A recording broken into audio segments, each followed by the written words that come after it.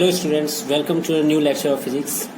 हम लोग basic maths पढ़ रहे थे और बेसिक मैथ्स में हम लोग ट्रिग्नोमेट्री पढ़ रहे थे। ठीक है, तो लगभग ट्रिग्नोमेट्री खत्म हो चुका था, जिसका हम लोग को यूज आने वाला है आने वाले टाइम में। थोड़ा सा जो बच गया वो मैं बताया था कि आप लोग को जब मैं ग्राफ बताऊंगा तो उस टाइम मैं फिर से वो सारी चीजें बताऊंगा जो यहाँ एनालिटिकल वे में बताया था, तो वहां पर बहुत सारी चीजें और भी आसान हो जाएंगी। ठीक है, अब हम लोग जो यहाँ पर पढ़ रहे हैं कुछ चीजें पढ़ रहे हैं जो कि यूजफुल है, बहुत यूजफुल है। ठीक है, और बेसिक और छोटे छोटे टॉपिक्स जो है। ठीक है, तो सबसे पहले एक टॉपिक में लिखना चाह रहा हूँ, है ना। टॉपिक लिख के देखो, डरना नहीं, है ना, मैं पहले ही बोल दे रहा हूँ, क्योंकि इसमें ज्यादा चीज नहीं पढ़ना है जितना मैथ्स में पढ़ना होता है। टॉपिक का नाम है inverse trigonometric function. Inverse trigonometric functions. ठीक है, अब देखो इनवर्स का मतलब क्या है ना, ये कैसा दिखता है। बेसिकली जैसे मान लीजिए, पहले मैं एक क्वेश्चन पूछ रहा हूँ आप लोग से। साइन थीटा मान लो 1/2 है। Let's say sine theta is 1/2। अगर आपसे क्वेश्चन पूछा जाए, है ना, what is the smallest angle, है ना, या what is the smallest angle theta whose sine is 1/2, है ना, what is the smallest angle theta whose sine is 1/2, तो आपका आंसर क्या होगा? थीटा का आंसर क्या देने वाले हो?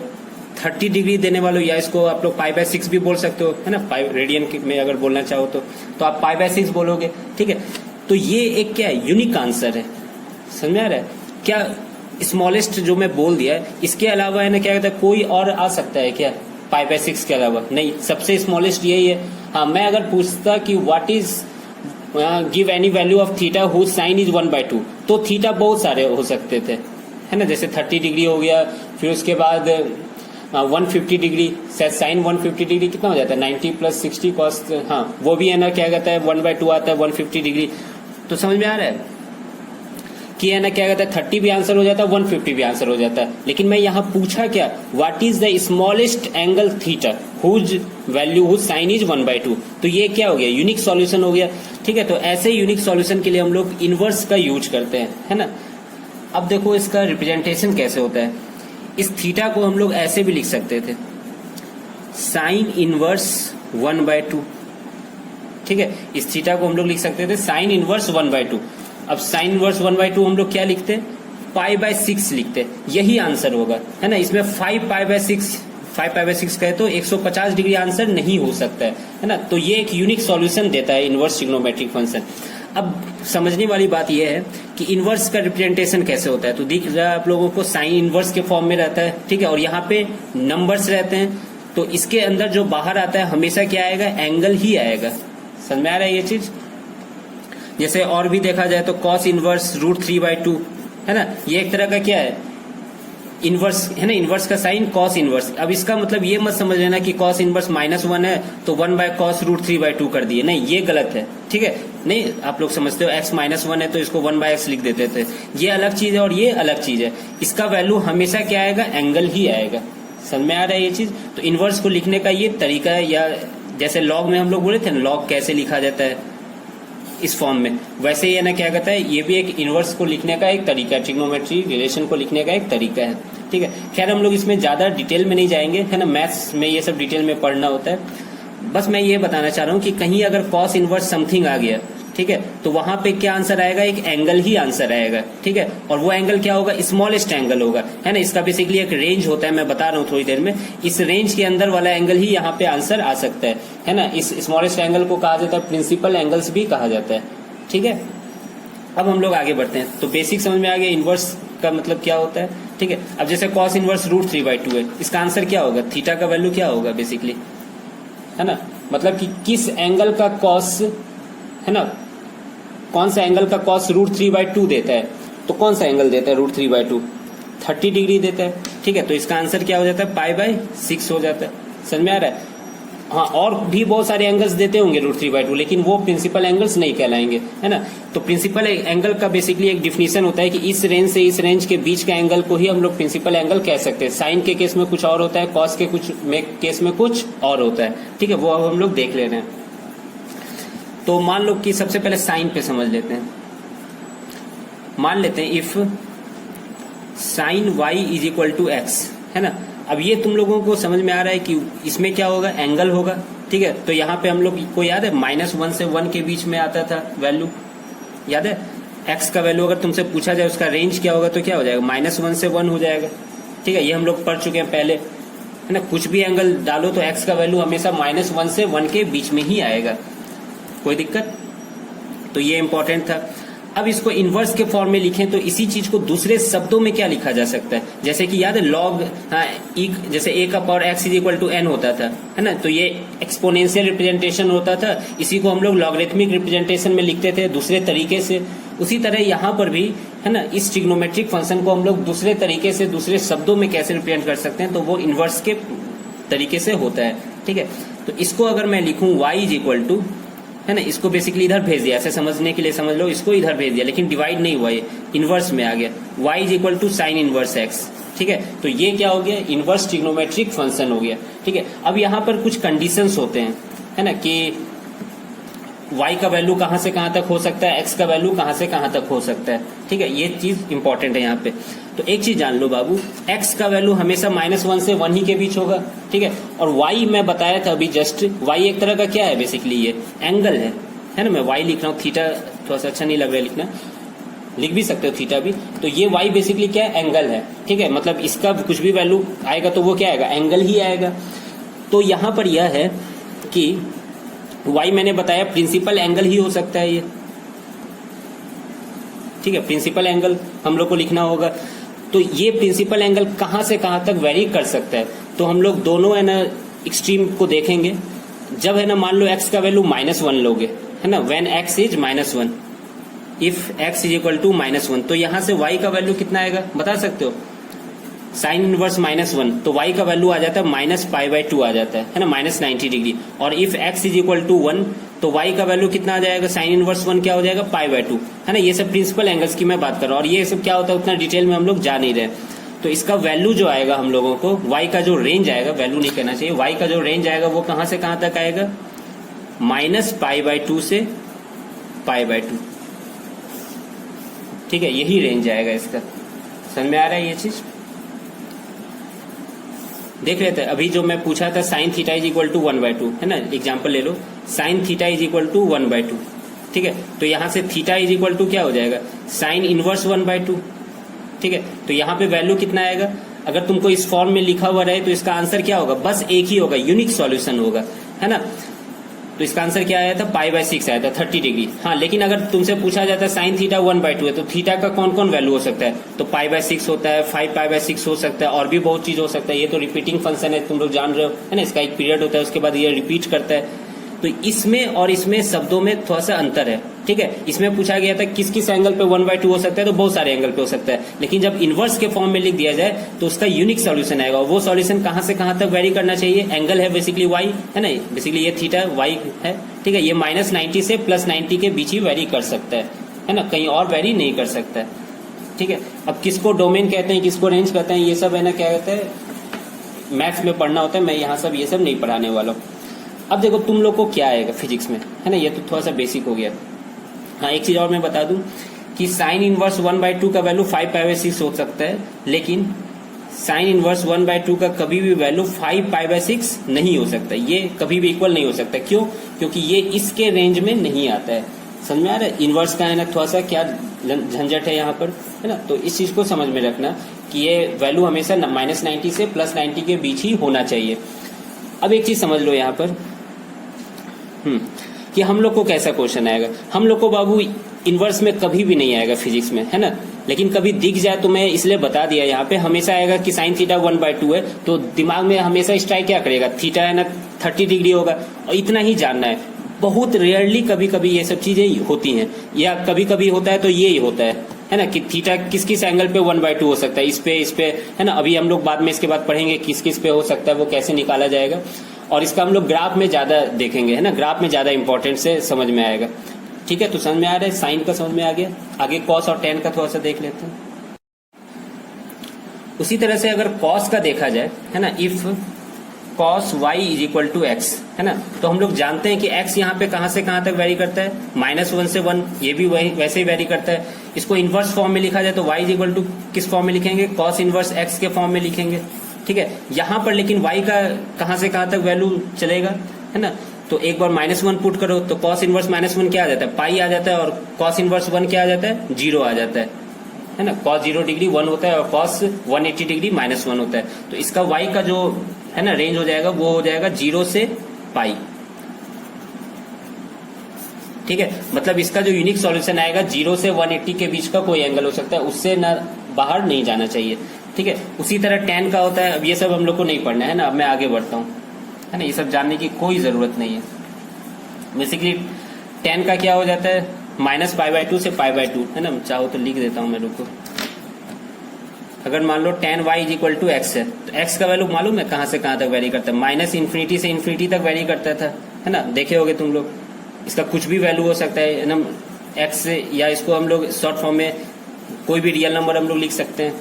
तो इसको जब ट्रिग्नोमेट्रिक फॉर्म में लिखेंगे तो y = tan इनवर्स x आ जाएगा।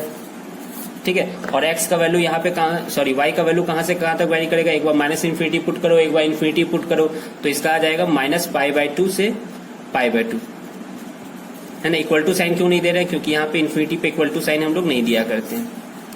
खैर, इससे अब हम लोग बाहर निकलते हैं, यहाँ तक में कोई दिक्कत नहीं होना चाहिए। ठीक है, अब हम लोग थोड़ा सा देख रहे हैं जो कि यूजफुल है ना। ये बस मैं हल्का सा बताया कि अगर ये साइन कहीं देख लो तो डरना नहीं है, बस मैं इतना सा बस बताना चाह रहा था, है ना। सिंपली उसका वैल्यू लिख देना है। जैसे कि मैं तुमसे एक एग्जाम्पल पूछूं, साइन इनवर्स -1/2, इसका वैल्यू कितना होगा, साइन इनवर्स -1/2। ठीक है, अब देखो साइन इनवर्स का प्रॉपर्टी याद करो, ये कभी नहीं आएगा फिजिक्स में, मैं सीरियसली बता रहा हूँ, बस मैथ्स के फॉर्म में ये बता रहा हूँ मैं। Sine inverse -1/2। अब देखो कहाँ से कहाँ तक साइन इनवर्स का जो वैल्यू आता है वो कहाँ से कहाँ तक वेरी कर सकता है, -90 से 90 के बीच में।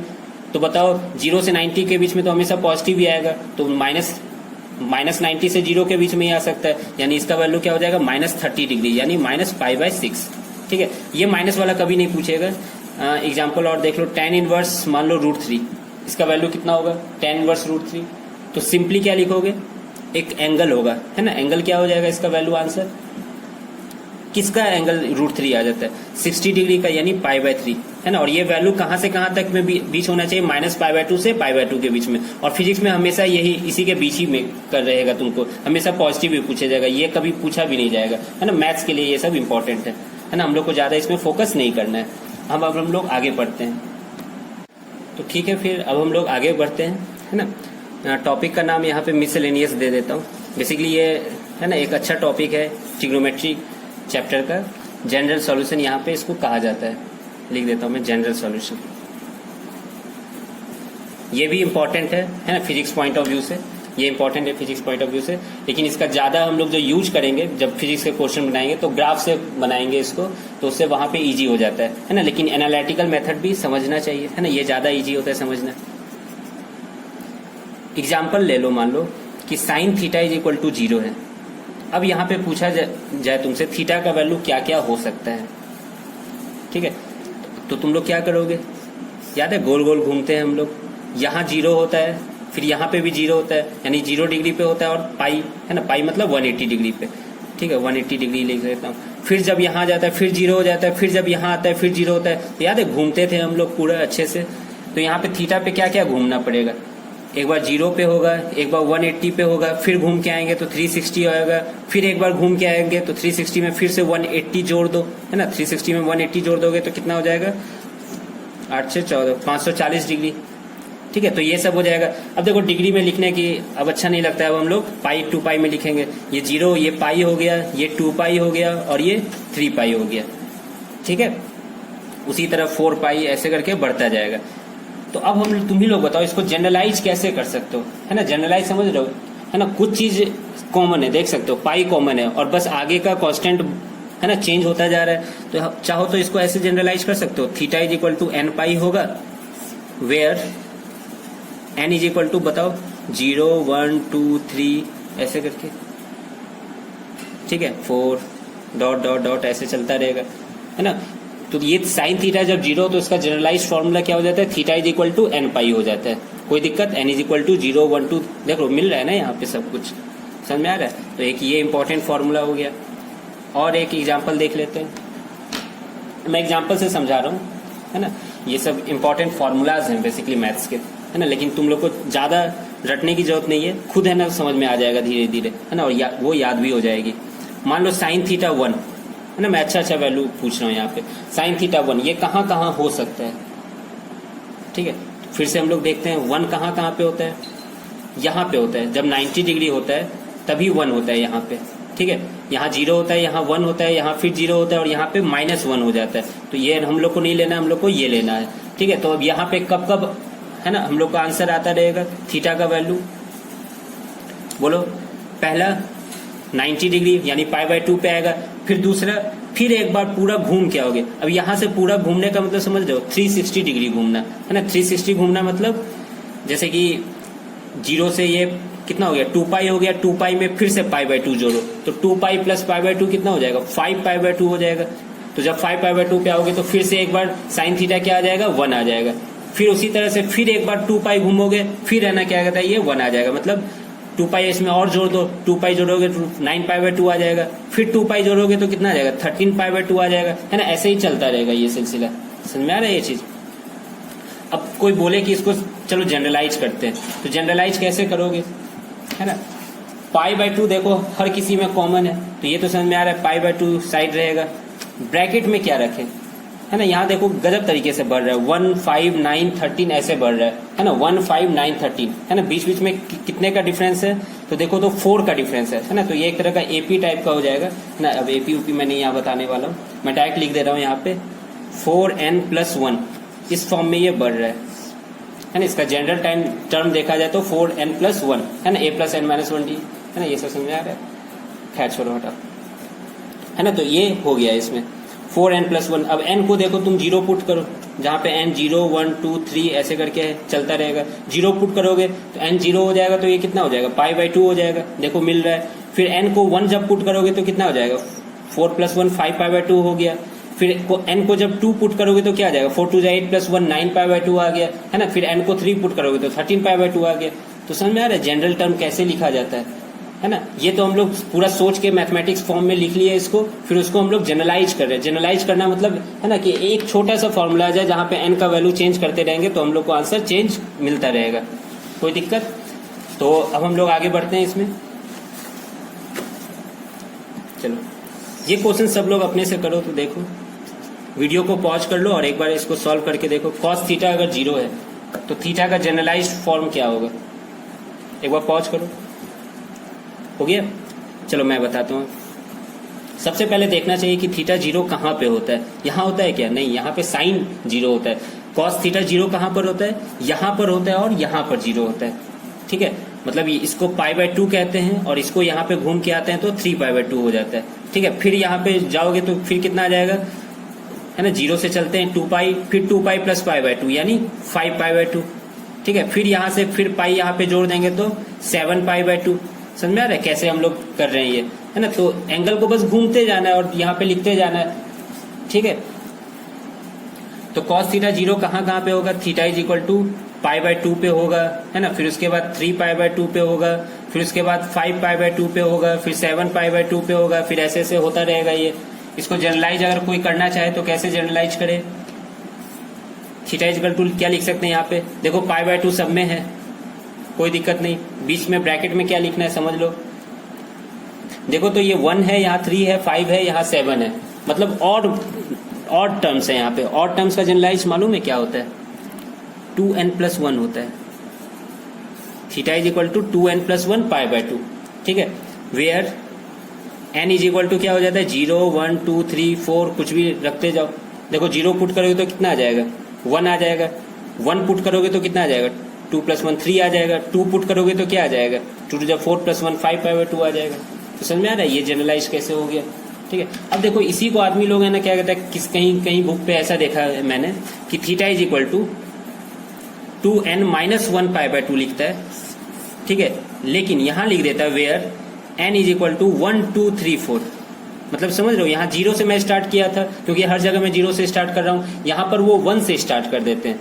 अब देखो 1 से स्टार्ट करने पे क्या हो रहा है, 1 पुट करने पे हमको पहला टर्म मिलना चाहिए, देखो मिलता है कि नहीं। 1 पुट करो तो 2 - 1 1 मिल गया, फिर 2 पुट करो तो 2 टू जा 4 माइनस 1 3π/2 मिल गया, है ना। तो कहीं कहीं ये भी रहता है, लेकिन हम लोग ज्यादा प्रेफर इसको करते हैं, मैं खासकर इसको ज्यादा प्रेफर करता हूँ। और ये सब यूज बताए कहाँ पे आता है, जब हम लोग क्लास 12 में इंटरफेरेंस और डिफ्रैक्शन पढ़ते हैं तो वहां पे ये सब जनरलाइज करना पड़ता है वहां पे, है ना, मैक्सिमा मिनिमा ये सब के लिए, है ना, कि कहाँ पे 2 लाइट आती है तो मैक्सिमम इंटेंसिटी दिखती है, तो वहां पे ये सब चीजें यूज होती हैं, है ना। तो अभी बहुत लंबा टाइम है वो सब चीजें पढ़ने के लिए, लेकिन ये सब जानना चाहिए बाबू। अब नेक्स्ट क्वेश्चन तुम कर लोगे, है ना। क्वेश्चन बेसिकली टॉपिक को ही मैं क्वेश्चन वाइज में पढ़ा रहा हूँ आप लोगों को। नेक्स्ट एग्जाम्पल देख लेते हैं, cos थीटा -1, इसका जनरलाइज टर्म बताओ।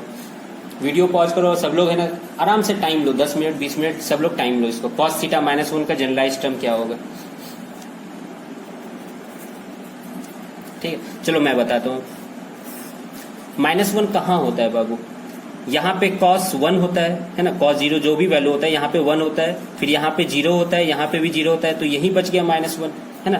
तो अभी देखो यहाँ से एंगल हम लोग लेते हैं तो पहला बार कब आएगा, किस एंगल पे आएगा, पाई एंगल पे आएगा। फिर घूम के जब पूरा घूमोगे 2π फिर से आएगा, 2π घूमे तो मतलब कितना हो गया 3π हो गया, फिर 2π घूमेंगे यानी 5π आ गया। तो इस तरीके से यहाँ पे चलता है। अब खुद देखो बाबू ये भी किस तरह से है। थीटा को अगर मैं जनरलाइज करना चाहूं तो कैसे लिखूं थीटा को जनरलाइज फॉर्म में, पाई तो है सब में, ये देखो 1 3 5 है ना, ऑड नंबर टाइप से।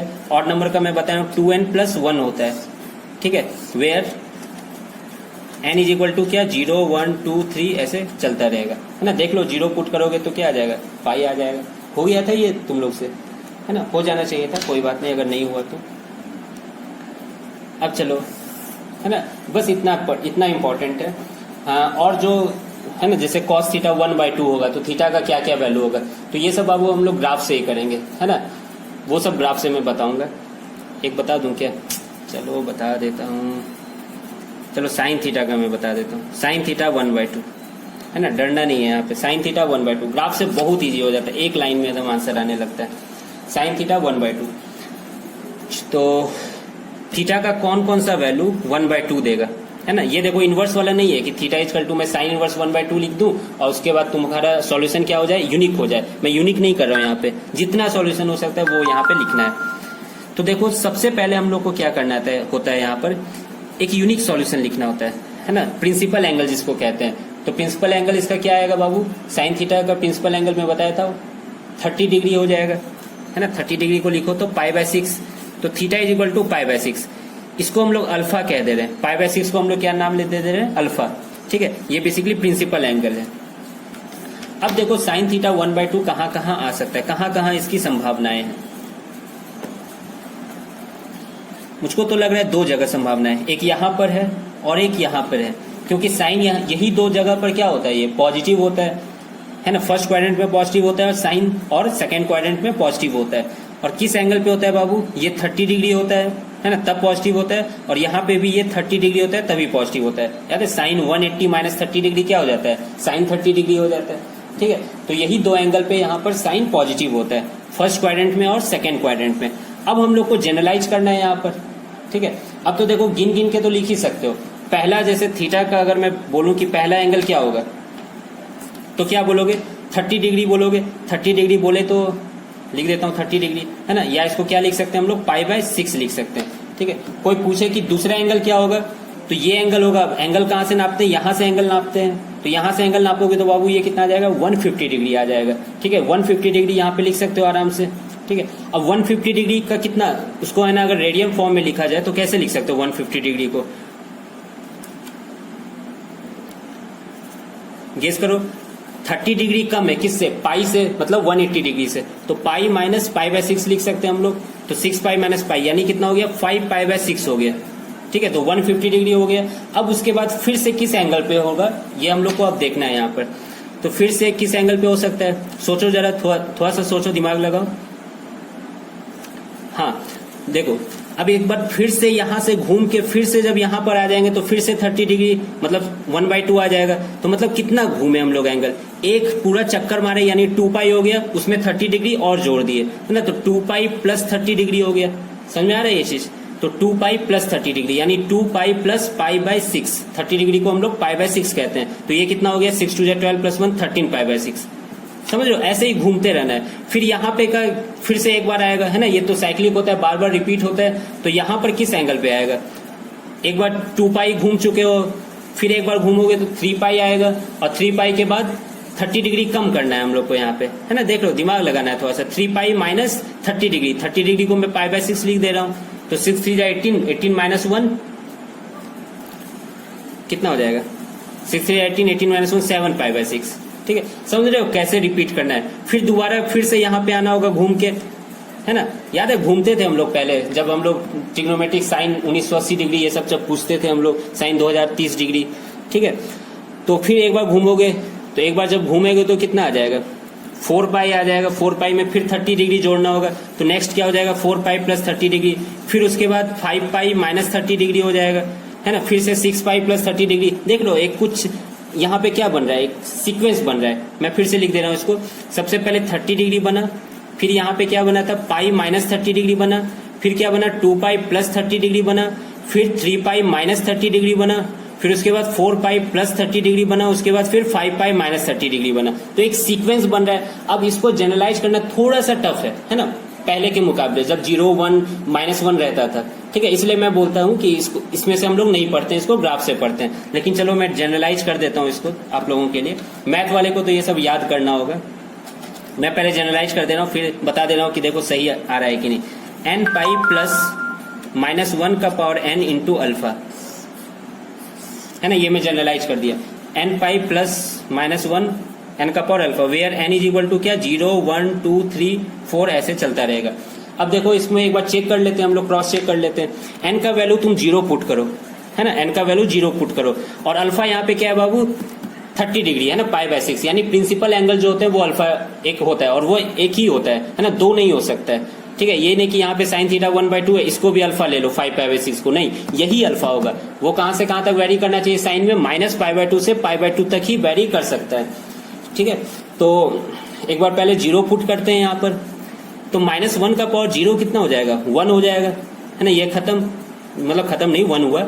यहाँ पे 0 पुट करोगे तो ये खत्म हो जाएगा, तो बचेगा क्या, अल्फा बचेगा। अल्फा मतलब 30 डिग्री, देखो बिल्कुल सही है। फिर 1 पुट करोगे तो कितना आ जाएगा, -1 का पावर 1, है ना। -1 का पावर 1 कितना हो जाएगा, -1 हो जाएगा, और यहाँ पे 1 हो गया।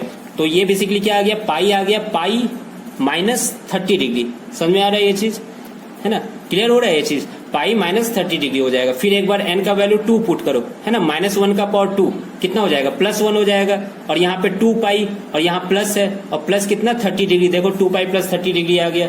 उसके बाद 3 पुट करो, 3 पुट करोगे तो -1 का पावर 3 फिर से निगेटिव आ जाएगा, है ना। -1 का ऑड पावर क्या हो जाता है, निगेटिव आ जाता है। तो फिर यहाँ देखो माइनस आ गया, और यहाँ पे 3 आ गया, तो 3 पाई माइनस 30 डिग्री आ गया। फिर एक बार 4 पुट करोगे तो देखो 4 पाई प्लस 30 डिग्री हो जाएगा। तो दिख रहा है ये जनरलाइज्ड हो रहा है ना, एक तरह से। तो ये हम लोग को साइन का जनरलाइजेशन हो गया, है ना। उसी तरह कॉस का जनरलाइजेशन होता है। मुझको अब देखो डिराइव करना होगा, है ना, मैथ अब तो आदत छूट गई है। सर 2n पाई प्लस माइनस अल्फा होता है, ऐसा कुछ होता है। हाँ, मैं शायद सही बोल रहा हूँ, है ना। cos theta is equal to, अगर मान लो π/6 या कुछ भी हो तो अल्फा निकाल लो, और वहां थीटा का जनरलाइजेशन हो जाता है 2n पाई प्लस माइनस अल्फा। उसी तरह tan थीटा का जनरलाइजेशन हो सकता है n पाई प्लस अल्फा। ठीक है, तो ये सब होता है, हर किसी का जनरलाइजेशन होता है, लेकिन हम लोग इसको ग्राफिकल मेथड से पढ़ेंगे तो ज्यादा इजी होगा। ठीक है, तो आई होप कि आप लोग को ये लेक्चर समझ में आ गया होगा, है ना। इंपॉर्टेंट क्या था यहाँ पे, साइन थीटा 0 1 ये -1 ये सब बेसिक समझना, और एक बार इसको 2-3 बार कर लेना, है ना, खुद से अपने लॉजिक से, है ना। देख रहे हो घूमना ही तो पड़ रहा है यहाँ पे बस, है ना, तो ये काम बस कर लेना।